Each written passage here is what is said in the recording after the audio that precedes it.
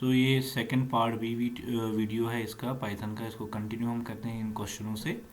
सो display आपको ये message करनी है। अगर कोई भी चीज़ हम डिस्प्ले करते हैं प्रोग्राम में, पाइथन प्रोग्राम में, तो उसके लिए फंक्शन होती है प्रिंट फंक्शन। तो अगर मुझे ये मैसेज प्रिंट करानी है तो मुझे इसके अंदर लिखना पड़ेगा this is my first program, ठीक है। सेकेंड टाइप है, अगर आपको BHS ये एक मैसेज आपको करनी है 3 टाइम्स करनी है, तो हम इस मैसेज के साथ इसके साथ मल्टीप्लाई लगा सकते हैं प्रिंट में। तो ये सेम जो आपने यहाँ लिखा होगा वो उतनी बार प्रिंट होगा। सो अगर हम लिखेंगे प्रिंट BHS इंटू 3, तो 3 times BHS BHS BHS print हो जाएगा। To display the square of the 5, तो अगर स्क्वायर ऑफ द 5 कैसे में प्रिंट होगा, तो वो गया पावर 5 इंटू 2 लिखना है, तो ये हो जाएगा 5 5 25 का आंसर हमें आएगा। अगर क्यूब निकलना है 3 इंटू 3 इंटू 3 करना है, तो क्यूब के लिए आपको सेम अगेन पावर का इस्तेमाल करना है। आपको कहा जाता है, और सेकंड फंक्शन हमारे पास एक जो प्रिंट हो गया स्क्रीन पे प्रिंट करना। दूसरी हमारी फंक्शन है इनपुट। इनपुट से हम डेटा कहाँ से लेते हैं, कीबोर्ड से। लेकिन कीबोर्ड से आपको रेस्ट्रिक्शन करनी है कि आपको खाली इंटीजर्स वैल्यू इनपुट कराने हैं कीबोर्ड से, उसमें पॉइंट का वैल्यू नहीं होना चाहिए। हाँ, अगर आपको उसके लिए फंक्शन इस्तेमाल है, इनपुट के बाहर आपको इंट लगाना पड़ेगा। तो उसका मतलब कि ये जो कीबोर्ड से इनपुट होगा वो खाली इंटीजर्स ही होंगे। उसके बाद अगर आपको फ्लोट चाहिए था, मतलब पॉइंट वैल्यू आना चाहिए इनपुट से, तो आपको इंट के बदले क्या लिखना है, तो इंट को रिमूव करना है, आपको लिखना पड़ेगा FLOAT। तो फ्लोट लिख के हम क्या कर सकते हैं, उसमें हम इनपुट कर सकते हैं, क्या इनपुट कर सकते हैं, इंटीजर्स पॉइंट वैल्यू। तो इंटीजर जो फंक्शन इनपुट के बाहर हम लिखते हैं INT, इससे जो इनपुट होगा कीबोर्ड से वो खाली इंटीजर्स होंगे, ठीक है। तो स्वैप द टू वैल्यूज, इससे पहले हमने देखा कि without using the third variable का इस्तेमाल नहीं करना है, आपको दो वेरिएबलों को इस्तेमाल करना है और एक्सचेंज करना है वैल्यू। तो क्या लिखते हैं, पाइथन में बहुत अच्छा स्टेटमेंट है, x, y, फिर लिखना है y, x। तो x का वैल्यू के अंदर y का वैल्यू चला जाएगा, ये सीक्वेंस में होता है, फिर y का वैल्यू को x का वैल्यू असाइन होता है। सो जिससे हम क्या करते हैं, swapping of two values. Assign multiple values to the variable, अगर हमारे पास बहुत सारे वेरिएबल्स हैं, हम बहुत सारे वेरिएबल को बहुत सारे वैल्यूज इकट्ठे असाइन कर सकते हैं। जैसे हमने लिखा A, B, C, ये 3 वेरिएबल्स हमने इस्तेमाल किए। उसके आगे है इक्वल्ट, फिर हमने लिखा 4, 5.5, हेलो, ठीक है। हेलो इज अ स्ट्रिंग, आप उसको सिंगल कोट में भी लिख सकते हैं, डबल कोट में भी लिख सकते हैं, ठीक है। तो 4 का वैल्यू A में जाएगा, 5.5 B में चला जाएगा, C के अंदर हेलो चला जाएगा। तो एक ही स्टेटमेंट से हम बहुत सारे वैल्यूज, बहुत सारे वेरिएबल्स को असाइन कर सकते हैं। तो यहाँ पर है डिवीजन ऑपरेशन आप कर सकते हैं, अभी आपको पता चलेगा आप इसका आंसर, तो ये तो इजी होगा आप। अच्छा, what is the output of the following code. तो ये BH वेरिएबल एक है जिसके अंदर BHS हमने डाल दिया और किया इंटू 2 इंटू 3, ठीक है।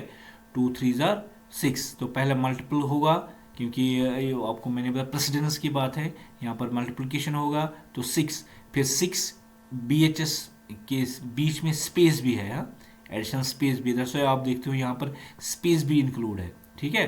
सो BHS स्पेस ये 6 बार प्रिंट होगा, BHS space BHS space BHS space BHS space BHS space, तो लास्ट में भी आगे BHS स्पेस होगा। तो इस तरह से इसका आउटपुट इस तरह से आ जाएगा, ठीक है। तो what is the output of the following, यहाँ पर आप देखिए जो हम प्रेसिडेंस की बात करते थे, पहले एडिशन होगा, सब्ट्रैक्शन होगा, कि क्या होगा, क्योंकि पेमदास में क्या है, पैरेंथेसिस। तो इस एक्सप्रेशन में आपको देखना है पहले पैरेंथेसिस किधर है, तो पहले पैरेंथेसिस के अंदर जो ये वाला ऑपरेशन होगा, सो यहाँ पर पहले एडिशन होगा, 3 + 2 = 5, फिर उसके बाद डिवीजन है, उसके बाद मल्टीप्लिकेशन है, उसके बाद और एक मल्टीप्लिकेशन है, उसके बाद फिर से डिवीजन है। तो क्या होगा, लेफ्ट टू राइट होगा, क्योंकि डिवीजन और मल्टीप्लिकेशन जो प्रायोरिटी है वो सेम है। फिर यहाँ पर 6 आ गया, 3 + 2 हो गया 5, तो 5 वहाँ रहेगा।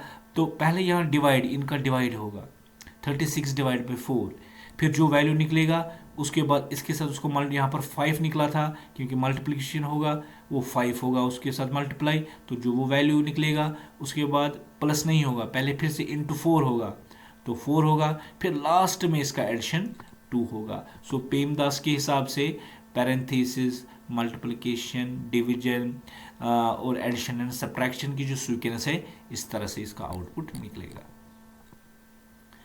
यहाँ पर है फाइंड आउट द एरर्स। इसमें एरर क्या है, जैसे आपने किया x प्लस वाई, x क्या है, what is the x here, x is a string, क्योंकि उसके डबल कोट्स में इसने 10 लगा दिया।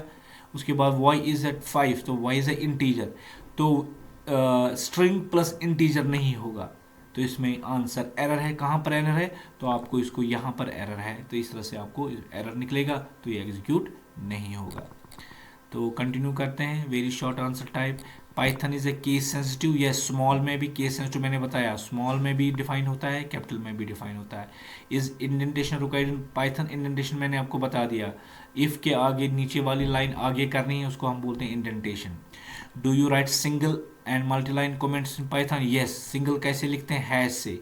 मल्टीलाइन कैसे लिखते हैं, ये नहीं, हाउ डू यू राइट, ठीक है। यहाँ पर सिंगल लाइन का खाली लिखा है मैंने, मल्टी लाइन का कैसे एग्जीक्यूट होगा।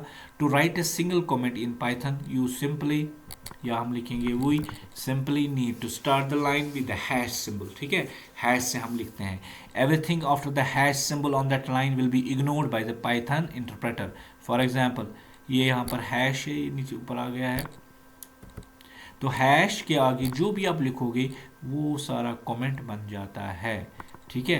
अब है दूसरा मल्टीलाइन कमेंट, वो कैसे लिखा जाता है, मैं ऊपर से नीचे नीचे लिखूंगा। मैं यहाँ पर सिंगल कोट करूंगा, वहाँ हमने सिंगल कोट लिखा, और यहाँ पर एग्जाम्पल के अंदर डबल कोट लिखूंगा, तो क्या बन गया है, ये मल्टी लाइन कमेंट बन गया। तो मल्टी लाइन कमेंट कैसे बनाते हैं, सिंगल कोट से स्टार्ट करते हैं और जहाँ तक नीचे जाना है वहाँ से डबल कोट को एंड करते हैं। तो इस तरह से हम मल्टी लाइन या सिंगल लाइन कमेंट लिखते हैं पाइथन में।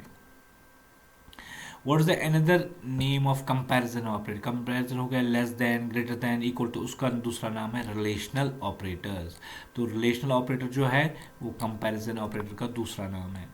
विच operator is used to assign the value, so equal to से हम असाइन करते हैं। Right constant declaration statement in Python, जैसे हमने बताया कि वेरिएबल में जो होता है वह उसका वैल्यू चेंज हो सकता है, लेकिन जब हम कॉन्स्टेंट का इस्तेमाल होता है वहाँ पर उसका वैल्यू चेंज, जैसे पाई का वैल्यू एक बार रख दिया 3.14, उसके बाद ये चेंज नहीं होता है। बताओ वो डिक्लेरेशन कैसे होती, क्या पाइथन में कॉन्स्टेंट की पर्टिकुलर डिक्लेरेशन है, no. In Python there is no specific keyword, कोई भी कीवर्ड या कोई भी पर्टिकुलर सिंटैक्स वहाँ पर नहीं है कॉन्स्टेंट बनाने के लिए। आप कॉन्स्टेंट कैसे बनाते हैं किसी और लैंग्वेज में, वहाँ पर कीवर्ड का इस्तेमाल किया जाता है, CONST। सी में या किसी और C++ में हम जो कॉन्स्टेंट बनाते हैं वहाँ पर कीवर्ड का इस्तेमाल करते हैं CONST, लेकिन यहाँ पर ऐसा कुछ नहीं है। लेकिन फिर क्या करते हैं, यहाँ पर जब भी हमें कॉन्स्टेंट बताना है तो हमेशा उसको हम कैपिटल में लिखते हैं। सो कैपिटल से इंडिकेट होता है वो कॉन्स्टेंट पाइथन में इस्तेमाल होता है। However, it is common convention to use the upper case, ठीक है। अपर केस वेरिएबल में हम लिखते हैं कैपिटल में, नेम्स में, तो उससे जैसे फॉर एग्जांपल मैं लिखूंगा यहाँ पर PIE, जब कैपिटल में मैंने लिखा तो ये एक डिक्लेयर हो जाएगा पाइथन में कि ये कॉन्स्टेंट है। तो अगर हमने कैपिटल में लिखा तो and to not modify their values throughout the program, तो उसे फिर हमें पता चलता है कि कॉन्स्टेंट का वैल्यू फिर चेंज नहीं होता है। लेकिन पाइथन में कोई पर्टिकुलर का कीवर्ड नहीं होता है जिससे हम डिक्लेयर करते हैं, जैसे C++ में CONST है। तो यहाँ पर जब भी हम कॉन्स्टेंट लिखते हैं वो कैसे लिखते हैं, कैपिटल नेम में होता है constant declaration. Give the syntax of ladder if, ladder if क्या होता है, इफ के अंदर और एक इफ, फिर उसके अंदर और एक इफ। तो इफ के अंदर हम लिखते हैं एल्स इफ, ये कंटिन्यू इफ होता है, फिर और एक इफ लिखते हैं। तो जितने आपको इफ्स लिखने हैं वो सम कंटिन्यू होते हैं, उसको हम लैडर इफ बताते हैं। तो इफ के अंदर और एक एल्स इफ के जरिए हम लिखते हैं, उसको हम बताते हैं मल्टीपल इफ्स और combined together, and that's called the ladder if. तो उसका लिखने का तरीका क्या है, इफ़ कंडीशन उसके बाद कोलन, तो नीचे कोड लिखते हैं। लेकिन इफ़ को और एक इफ़ लिखना है तो हम लिखते हैं एल्स इफ़, फिर और एक इफ़ लिखना है तो एल्स इफ़ कंटिन्यू करते हैं जितने भी है सारे। तो लास्ट में जो लास्ट वाला होता है जिसके बाद इफ़ नहीं होता है तो लास्ट में एल्स हम लिखते हैं। This is called ladder if statement.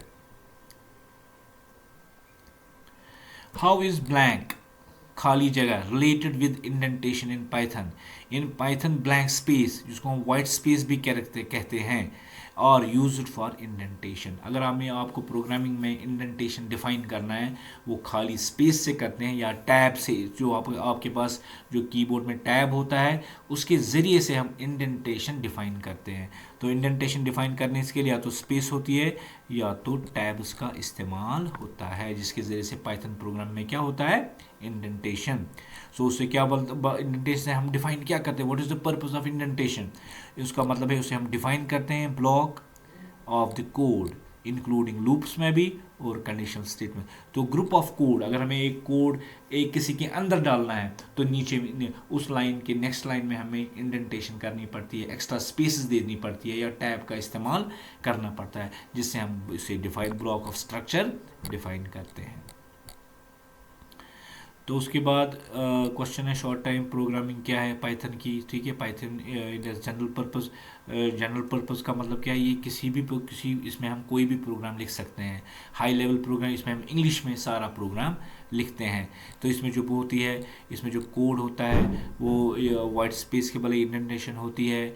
इसमें जो भी लैंग्वेज कंस्ट्रक्ट्स है, इसमें जो ऑब्जेक्ट ओरिएंटेड अप्रोच है, हम लॉजिकल कोडिंग भी लिख सकते हैं, स्मॉल कोड, लार्ज कोड, जितने भी सारे प्रोजेक्ट्स हैं वो सब के सब हम प्रोग्रामिंग में लिख सकते हैं। इसमें क्या फीचर्स है, ये हम आसानी से सीख सकते हैं और लर्न कर सकते हैं, पहली फीचर। उसके बाद इंटरप्रेटेड कोड का मैंने आपको बता दिया। प्रोग्रामिंग में पाइथन में क्या होता है इंटरप्रेटेड कोड, जब हम कोड लिखते हैं, जैसे इसमें 10 लाइन्स है, ये एट अ टाइम एक लाइन एग्जीक्यूट करती है, फिर दूसरी लाइन, फिर तीसरी लाइन। सो एग्जीक्यूट करने का मतलब होता है कि हमने बताया कि जो पाइथन प्रोग्राम है वो हम हाई लेवल लैंग्वेज में लिखते हैं। हाई लेवल लैंग्वेज क्या होता है कि हमारा जो प्रोग्राम होता है वो हम इंग्लिश लैंग्वेज में लिखते हैं, फिर जाके जब प्रोग्राम को रन करते हैं उसको मतलब है इंटरप्रेट करना पड़ता है। इंटरप्रेट का मतलब है हमारी जो इंग्लिश लाइन जो हमने ये वनस एंड जीरोज़ में कन्वर्ट होती है।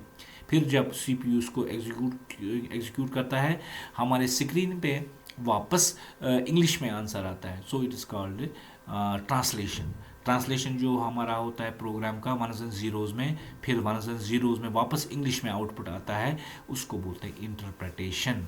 सो हमारा जो ये पाइथन है वो इंटरप्रेटर है। तो जो लाइन आप लिखते हो वो साथ साथ उसको एग्जीक्यूट करता है और ट्रांसलेट करता है। Line by line execution is called interpretation, जिसको हम पाइथन कंटेन्स द इंटरप्रेटर। ठीक है। सो ऑब्जेक्ट ओरिएंटेड, ये पूरे ऑब्जेक्ट के बारे में हम इसको लिख सकते हैं प्रोग्राम, सिंगल आइटम से भी और ऑब्जेक्ट को भी। We supports concept of class and objects. ठीक है, जिसमें हमारी क्लास है, इस टाइम तो क्लास को मैं डिफाइन नहीं कर सकता हूँ। आप समझ लीजिए अगर हमें प्रोग्राम लिखना है, हम किसी एक आदमी के बारे में लिखना है, पूरा आदमी के लिए लिख सकते हैं। ऑब्जेक्ट स्टूडेंट के पूरे लिख सकते हैं। तो that student is an object, person is an object, customer is an object. तो यहाँ पर जो प्रोग्रामिंग होती है ऑब्जेक्ट ओरिएंटेड होती है। इसमें बहुत ग्रुप ऑफ हमारे पास लाइब्रेरी अवेलेबल है। तो लाइब्रेरी का मतलब है बहुत सारी प्रोग्राम्स लिखे गए हैं, हम उसको इस्तेमाल कर सकते हैं अपने प्रोग्राम में। सो Python comes with large standard library which includes modules. जैसे इनपुट आउटपुट के लिए हमारे पास ऑलरेडी लाइब्रेरी लिखी। जैसे आप इनपुट के लिए क्या करते हैं, इनपुट फंक्शन जो कीबोर्ड से डेटा रीड करते हैं। उसके बाद आउटपुट के लिए स्क्रीन पे प्रिंट करने के लिए हमारे पास कौन सी फंक्शन है, प्रिंट से हमें वो फंक्शन आउटपुट आ जाता है। तो इससे हम क्या कर सकते हैं, प्रिंट फंक्शन से हमारा आउटपुट डिस्प्ले होता है स्क्रीन से। सो बहुत सारी फंक्शंस जो लाइब्रेरी फंक्शंस है ऑलरेडी कोडिंग की गई है, फिर हम उन फंक्शनों को हम अपने प्रोग्राम में इस्तेमाल करते हैं। जैसे इनपुट आउटपुट फाइल के लिए या वेब डेवलपमेंट के लिए ऑलरेडी बहुत सारी लाइब्रेरीज बनी हुई है। हम वेब डेवलपमेंट की प्रोग्रामिंग कर सकते हैं या किसी भी साइंटिफिक कंप्यूटिंग की प्रोग्रामिंग कर सकते हैं। प्लेटफॉर्म इंडिपेंडेंट सबसे इंपॉर्टेंट इशू है इसमें। तो ये प्लेटफॉर्म इंडिपेंडेंट है। आपने प्रोग्राम लिखा पाइथन का, आप किसी भी हार्डवेयर आर्किटेक्चर में इसको एक रन कर सकते हैं। जैसे आप देखते हैं हमारे पास एक एंड्रॉयड होता है, दूसरा iOS होता है। वहाँ पर जो एंड्रॉयड ऐप होती है फिर iOS में नहीं चलती है। तो यहाँ पर जो प्रोग्राम है आप iOS में बनाओ तो एंड्रॉयड में भी चलेगी, किसी भी प्लेटफॉर्म में एग्जीक्यूट हो जाएगी। ठीक है, this is the wonder of the programming. तो यहाँ पर नीचे में अगर लिखा है एग्जाम्पल्स कि अगर आपने विंडोज़ में लिखा है प्रोग्राम आप लाइनक्स में चला सकते हो, लाइनक्स का प्रोग्राम विंडोज़ में चला सकते हो, या मैक ऑपरेटिंग सिस्टम का यूनिक्स में चला सकते हो। ये सब के सब प्रोग्राम प्लेटफॉर्म इंडिपेंडेंट है। This is the beauty of the Python programming. Benefits आप लिख सकते हैं। रूल्स और नेमिंग ऑफ वेरिएबल, अगर आपको पाइथन प्रोग्राम में वेरिएबल इस्तेमाल करना है तो वो क्या है, वो उसके रूल्स क्या है वो हमने लिया यहाँ पर लिखे। Variables name start with the letter, variable name can not start with the number, variable का नाम हम नंबर से स्टार्ट नहीं कर सकते हैं। So variable names can only contain alphanumeric characters and underscores, मतलब A to Z 0 to 9 and underscore. Variable names are case sensitive, मतलब कैपिटल में स्मॉल में, अगर कैपिटल में लिखा है तो वो आपको ध्यान रखना है। Variable names cannot be of any Python keyword, आप पाइथन में कोई भी कीवर्ड इस्तेमाल नहीं कर सकते हैं वेरिएबल, जैसे इंट हम नहीं लिख सकते हैं, फ्लोर नहीं लिख सकते हैं, ठीक है। तो ये सब, या फॉर लूप है, या वाइल भी एक लूप है, आप इनका इस्तेमाल क्या, आप इनका इस्तेमाल किस में नहीं कर सकते हैं, while giving the variable name. Variable name आप इंट नहीं रख सकते हैं, फ्लोर नहीं रख सकते हैं, फॉर नहीं रख सकते हैं, और वाइल नहीं रख सकते हैं। So this is what you have to learn about the variable name rules, ठीक है। My variable is the character, age is the character, name is the character, क्योंकि स्पेस के बदले हमने क्या लगाया इसके यहाँ पर underscore, space is not allowed. जैसे इनवैलिड में क्या, जैसे हमने लगाया 2, ठीक है, बाकी तो ठीक है, तो 2 इज इनवैलिड, आपने लगा दिया अंडरस्कोर नहीं, आपने डैश लगा दिया, ठीक है। याद ये भी रखना है कि dash is not allowed, dash को हम वेरिएबल नाम के साथ हाँ अंडरस्कोर इस्तेमाल कर सकते हैं। उसके बाद माई वैर, इसके बीच में आपने स्पेस दे दी है, स्पेस इज़ नॉट अलाउड, ठीक है। So this called invalid variable names. Numeric नहीं दे सकते हैं, डैश ये माइनस के लिए इस्तेमाल होता है, ठीक है। ये माई my माइनस वेरिएबल को नहीं कर सकते हैं, ठीक है। तो ये सब्ट्रैक्शन के लिए इस्तेमाल होता है, लेकिन वेरिएबल नाम के लिए नहीं दे सकते हैं। उसके बाद क्वेश्चन है, बताओ लिटरल में क्या होता है, justify your, without literal Python program is impossible, justify your statement. The statement that without literals मेरा Python programming is impossible is not accurate.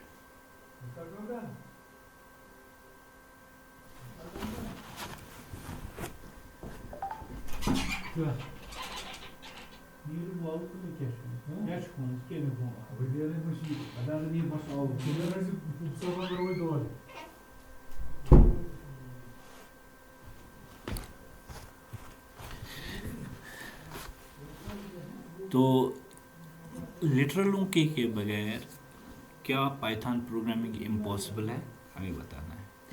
Python programming is certainly possible without literals, ठीक है, although it would be highly impractical and would limit the language's expensiveness and functionality। तो हम literal के बगैर programme तो कर सकते हैं, लेकिन हमें बहुत सारी चीज़ें उसमें नहीं इंक्लूड कर सकते हैं। सो अगर हम पहले लिटरल को हम बताएं, हमारे पास लिटरल्स होते हैं, जैसे न्यूमेरिक लिटरल्स है, स्ट्रिंग लिटरल्स है, या बुलियन लिटरल्स जैसे ट्रू फॉल्स है, डबल कोट्स है, सिंगल कोट्स है, ठीक है, वैल्यूज़ हैं, माइनस प्लस यस प्लस, ये जो सारे हैं ना सारे लिटरल्स, इनके बगैर तो प्रोग्रामिंग हो सकती है, ठीक है, लेकिन वो पूरी तरह से हम एक्सप्रेसिव और फंक्शनलिटी नहीं रख सकते हैं। Let me clarify this by explaining the what literals are and their role in Python. अब लिटरल्स क्या होते हैं और उसमें रोल प्रोग्रामिंग का क्या है। In programming language literals are constant values that are directly specified in the source. वो ऐसे वैल्यूज होते हैं जो हम डायरेक्टली उसमें इस्तेमाल कर सकते हैं। They are used to represent the data values of various types. जैसे numeric value 42 is a numeric value, तो ये हमें आप देखो प्रोग्राम में न्यूमेरिक वैल्यू बहुत जगह इस्तेमाल होता है। माइनस प्लस होता है, पॉइंट का वैल्यू होता है, ठीक है। तो ये फॉर एग्जांपल मल्टीप्लिकेशन कम्प्लेक्स जो लिटरल्स होते हैं वो सारे वैल्यूज़, इसके बगैर तो प्रोग्राम हो सकती है लेकिन बहुत सारी दुश्वारी आती है। So such as numbers, strings, boolean values, examples जो नीचे है, तो इनके बगैर तो प्रोग्राम हो सकती है लेकिन बहुत सारी एक्सप्रेशन हम वहाँ पर डिक्लेयर इस्तेमाल नहीं कर सकते हैं। जैसे हमें ट्रू और फॉल्स का इस्तेमाल करना है।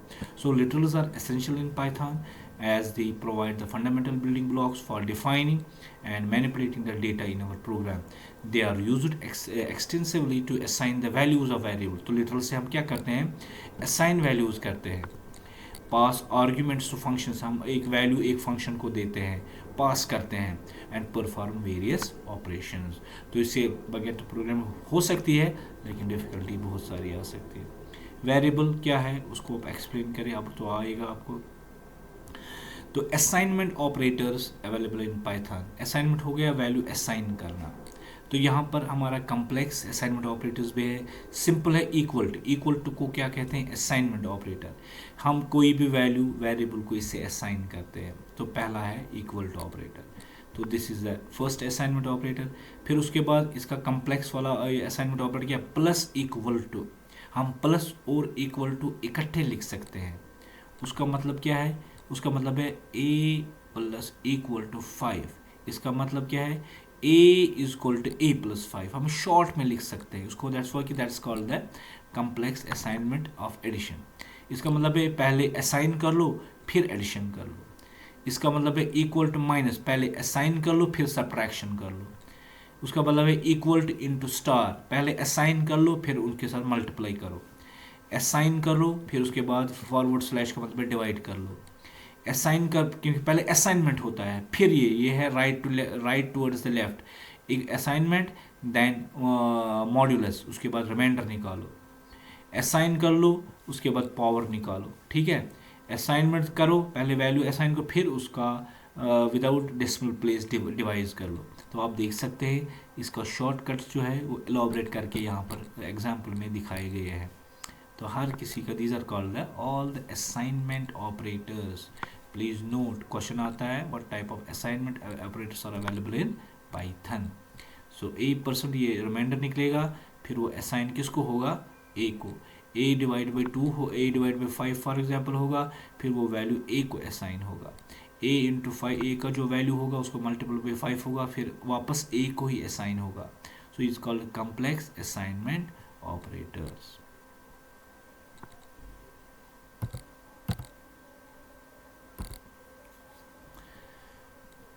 उसके बाद constant with the help of exam. मैंने बताया कांस्टेंट हम डिफाइन हमेशा कीवर्ड कोई नहीं है पाइथन में हम डायरेक्टली क्या लिखते हैं, उसका कीवर्ड कैपिटल में लिखते हैं जिससे वो कांस्टेंट डिफाइन हो जाता है। तो यहाँ पर आपने एग्जाम्पल देखी जिसकी वजह से वो ये डिफाइन हो गया। उसके बाद क्वेश्चन है अरिथमेटिक ऑपरेटर, जिसमें addition, subtraction, multiplication, division, modulus, power and floor division. So these are the examples of the. So if you are asked to define the arithmetic operators, आपको ये लिखना पड़ेगा। और कंपैरिजन और relational operator same, yes. Comparison या relational operator का दूसरा नाम क्या है, कंपैरिजन ऑपरेटर्स, ठीक है। तो या उनको रिलेशन ऑपरेटर्स भी कहा जाता है, जिसमें क्या आता है, कंपेयर, इक्वल टू ये दोनों को कंपेयर करता है। इन इक्वलिटी, नॉट इक्वल टू, क्या एक दूसरे नॉट के बराबर नहीं है, greater than, less than, greater than, equal to, ठीक है, और लेस देन और equal to, what all these are the comparison और रिलेशनल ऑपरेटर। फिर आप वहाँ पर भूल जाते हो कि असाइनमेंट ऑपरेटर्स क्या होते हैं, लॉजिकल ऑपरेटर्स, जैसे लॉजिकल ऑपरेटर एंड और नॉट है, ठीक है। नेक्स्ट में इसी तरह रिलेशनल या कंपैरिजन ऑपरेटर, अक्सर ये इंसान भूल जाता है कि अच्छा रिलेशनल ऑपरेटर कौन से ऑपरेटर्स है, ये कंपैरिजन ऑपरेटर्स ये कौन से हैं, तो यू मस्ट रिमेंबर देम। तो जैसे हमारे पास लॉजिकल ऑपरेटर्स हैं एंड और नॉट। आइडेंटिटी ऑपरेटर मैंने बताया उसमें दो हमारे पास है, एक तो इज़ है, दूसरा है इज़ नॉट। तो मैंने एक्सप्लेन इससे पहले भी किया हुआ है, तो आप इसको पढ़ सकते हो। तो हमारे पास एक लिस्ट है ऑपरेटर प्रेसिडेंस रूल, तो कौन सा ऑपरेटर पहले एग्जीक्यूट होगा, अगर आपके पास बहुत सारे ऑपरेटर्स हैं उनकी क्या प्रेसिडेंस है, तो आप यहाँ से टेबल में देख के देख सकते हैं। तो मैं आपको इसमें दिखाऊंगा यहाँ पर।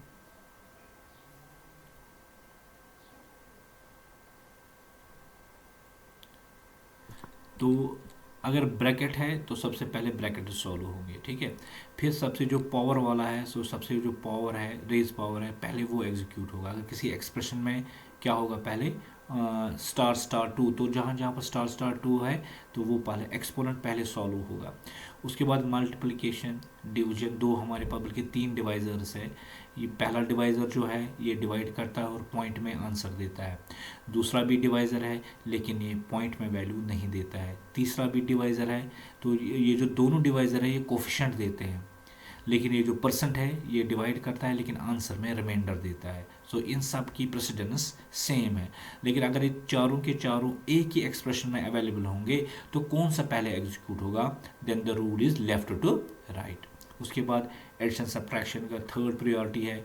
फिर रिलेशनल ऑपरेटर, जिसको कंपैरिजन ऑपरेटर लिखा गया है यहाँ पर, उनकी एग्जीक्यूशन होती है। फिर असाइनमेंट ऑपरेटर्स जो लास्ट में एग्जीक्यूट उसके बाद होते हैं।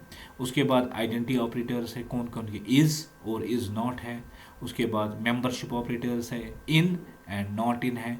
और लास्ट में जो सबसे लीस्ट प्रायोरिटी है वो है लॉजिकल ऑपरेटर्स, एंड और नॉट, ठीक, या नॉट और एंड। सो यहाँ पर एक एग्जाम्पल के ज़रिए से दिखाया गया है कि कैसे आंसर निकलता है। पहले यहाँ पर प्लस है और यहाँ पर माइनस है, लेकिन बीच में डिवाइड है तो पहले डिवाइड ही होगा। फिर दोनों में एक जगह प्लस है फिर माइनस है, क्योंकि इनकी सेम प्रायोरिटी है तो फिर जाएगा रूल लेफ्ट टू राइट। तो पहले 34 + 3 होगा, फिर 34 + 3 हो गया 37, फिर -45 होगा। तो 37 - 45 लास्ट में, तो आंसर ये क्या निकलेगा, हमें आंसर -8 निकलेगा। तो यहाँ पर और एक एग्जाम्पल है, यहाँ पर प्लस है, माइनस है, डिवाइड है और लेस देन है। तो सारा जो लास्ट में होगा एग्जीक्यूट वो क्या होगा, लेस देन। कैसे देख सकते हैं, पहले डिवाइड होगा, ठीक है,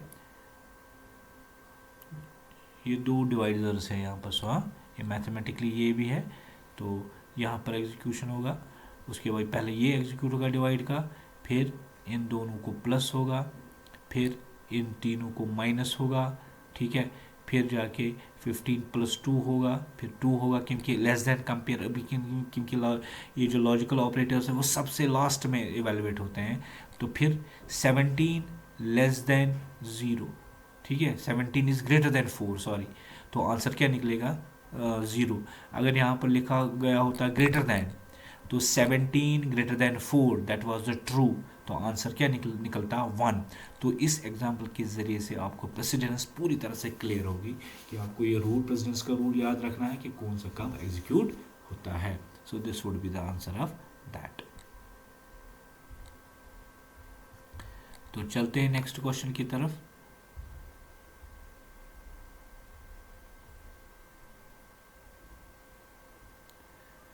find the minimum of 3 numbers. जैसे ए हमारे पास है, बी है और सी है। हमने इनपुट एक फंक्शन है, ठीक है, जिसे हम इनपुट लेते हैं, उसके बाद उसके आगे इंट लगा दिया। दैट मीन इस टाइम हम ए का वैल्यू खाली इंटीजर ले सकते हैं, फिर बी का वैल्यू इंटीजर ले सकते हैं और सी का भी इंटीजर है। फिर इनका एग्जाम्पल हो, सो यहाँ पर लेटर इफ़ का हमने इस्तेमाल किया है। If A is less than B and A is less than C, क्योंकि हमें मिनिमम निकालना, सबसे छोटा निकालना है। सो स्मॉलेस्ट में हमने डाल दिया ए का वैल्यू। अगर नहीं है तो फिर कंपेरिजन होगा, एल्स इफ़ के ज़रिए से कंपेयर होगा। अब बी इज़ लेस देन ए और एंड बी इज़ लेस, तो इसके अंदर लॉजिकल ऑपरेटर्स एग्जीक्यूट होंगे एंड, ठीक है, एंड का इस्तेमाल किया गया है। तो अगर दूसरा छोटा है तो बी का वैल्यू स्मॉलेस्ट में चला जाएगा। अगर ना ए छोटा है ना ही बी छोटा है, उसका मतलब है एल्स में ये, अगर ये ट्रू नहीं है पहला इफ, अगर दूसरा ट्रू नहीं है तो तीसरा डायरेक्टली ये एल्स में चला जाता है, सी इज इक्वल टू स्मॉलेस्ट। तो आप जो सी का वैल्यू हो वो प्रिंट होगा, तो मिनिमम ऑफ 3 नंबर्स हमें मिल जाएगा। अब एक क्वेश्चन है important, ladder if. This is a ladder if और नेस्टेड इफ के अंदर और एक इफ के अंदर और एक इफ, इन दोनों में क्या डिफरेंस है। तो इस क्वेश्चन में बहुत इंपॉर्टेंट क्वेश्चन है, अक्सर ये एग्जाम में पूछा जाता है, डिफ्रेंशिएट कर दीजिए आप। तो मैं आपको पहले स्ट्रक्चर में बताता हूँ।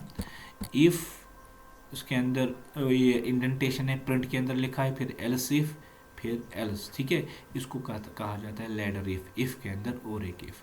तो दूसरा में भी है, लेकिन ये आपस में डिपेंडेंट होते हैं। अगर ये ट्रू होता है तो इफ क्लोज हो जाता है, ठीक है। फिर अगर ये ट्रू हो जाता है तो बाकी कोई एग्जीक्यूट नहीं होता। अगर ना पहला एग्जीक्यूट होता है ना ही दूसरा एग्जीक्यूट होता है तो ऑटोमेटिकली कौन सा एग्जीक्यूट होता है, तीसरा वाला, मतलब एल्स जो है वो एग्जीक्यूट होता है।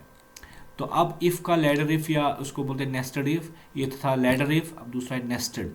खाली वहां पर इफ का इस्तेमाल, एल्स इफ वहां पर इस्तेमाल नहीं होता है। इफ एज इज करेक्ट, पहला इफ हमने लगा दिया, तो दूसरा इफ हम लगाते हैं, ठीक है। इसकी इंडेंटेशन हमने की, एक एक्स्ट्रा स्पेस डाल दी यहाँ पर, तो उसके अंदर प्रिंट लगा दिया, तो इस इफ के अंदर एल्स लगा दिया, तो ये यहाँ पर आ गया। फिर ये जो एल्स है ये इसके साथ साथ है। अब देखो ये इस इफ के साथ साथ है, तो ये एक इफ का ब्लॉक बन गया यहाँ पर, ठीक है।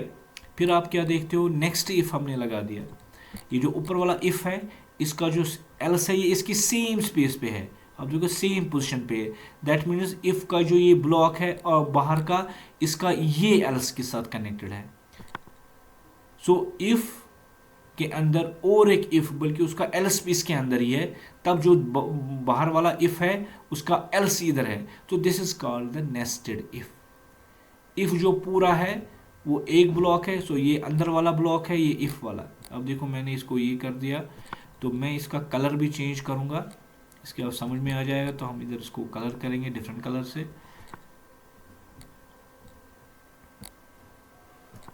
ठीक है। तो इफ एल्स ये एक इंटरनल ब्लॉक है, ठीक है, तो ये इंटरनल ब्लॉक है, और जो आउटसाइड ब्लॉक है ये है इफ, इसका एल्स ये है। सो इफ के अंदर इफ, ये पूरा इफ, इसमें एल्स भी आता है। फिर ये जो बाहर वाला इफ है वो अलग से, इसका अलग से होता है, this is called the nested if. तो इसको स्ट्रक्चर के जरिए से ही डिफाइन किया जाता है, nested if and the ladder if. तो the main difference between the ladder if and nested if in Python is the order in which the conditions are evaluated, ठीक है। अब देखो क्या है डिफरेंस है, ये जो इफ है अगर ये ट्रू नहीं है, अगर ये ट्रू नहीं है तो दूसरा इफ एग्जीक्यूट होगा। अगर ये भी ट्रू नहीं है तब एल्स एग्जीक्यूट होता है, इसको हम बोलते हैं लैडर इफ, ठीक है। अब लैडर इफ में और नेस्टेड में क्या फर्क है, सुनो। अगर हमने if age is greater than 18 ये ट्रू है, तब दूसरा इफ एग्जीक्यूट होगा। अगर एज का पहला ही यहां पर फॉल्स होता है, अगर ये एग्जीक्यूट नहीं होता है, तो कोई भी पार्ट इसका एग्जीक्यूट, अंदर वाला इफ एग्जीक्यूट नहीं होता है, तो ये डायरेक्टली कहां पर एल्स पार्ट पे चला जाता है। तो नेस्टेड में क्या होता है, ये जो पहला इफ है वो ट्रू होना चाहिए, तब जाके इसका इंटरनल वाला इफ एग्जीक्यूट होता है, तो this called the nested if. लेकिन जो लैडर इफ होता है, अगर इसका इफ पहला गलत है तो ये दूसरे इफ पे चला जाएगा, अगर वो भी गलत है वो तीसरे पे जाएगा। लेकिन अगर यहां पर कोई इफ यहां पर गलत निकला तो इसका अंदर वाला इफ एग्जीक्यूट नहीं होता है। सो फर्स्ट इफ जो इंटरनल वाला इफ है that is dependent on the true condition of the external if. अगर एक्सटर्नल वाला इफ फॉलोज होता है तो ये एग्जीक्यूट नहीं होता है, तब वो डायरेक्टली एल्स पे चला जाता है। So this is called the condition in nested if, ठीक है। तो आपको ये याद रखना है, बहुत इंपॉर्टेंट क्वेश्चन है। लैडर इफ में अगर पहला फॉलोज होता है ये दूसरे को एग्जीक्यूट होता है, फिर अगर दूसरा फॉलोज होता है ये तीसरे पे चला जाता है। लेकिन यहां पर क्या है, नेस्टेड इफ में जो पहला इफ है वो ट्रू अगर होगा तो इंटरनल इफ तभी एग्जीक्यूट होगा, वरना इंटरनल इफ एग्जीक्यूट नहीं होगा, ठीक है। So if the inner condition is also true the corresponding code block is executed. If the inner block is false the corresponding code is skipped, तो वो फॉरा skip हो जाता है, वो एग्जीक्यूट नहीं होता है। तो कंडीशनल स्टेटमेंट्स इन प्रोग्राम क्या होते हैं, कंडीशनल जो है तो होते हैं जिसे हम चेक करते हैं कंडीशन। पाइथन में ये है इफ है, एल्स इफ है और एल्स है, these are called the conditional statement in a program, ठीक है। ये तब इस्तेमाल होते हैं, ये हमेशा जो काम करते हैं ये ट्रूथफुलनेस पे काम करते हैं, या ट्रू पे या फॉल्स पे। तो जो कंडीशन ट्रू होगी उस वक्त क्या होगा, जो फॉल्स होगा उस वक्त कंडीशन क्या होगी। तो इस वीडियो को हम आगे कंटिन्यू करेंगे, तो इस होप कि इसमें आपको समझ में आया होगा।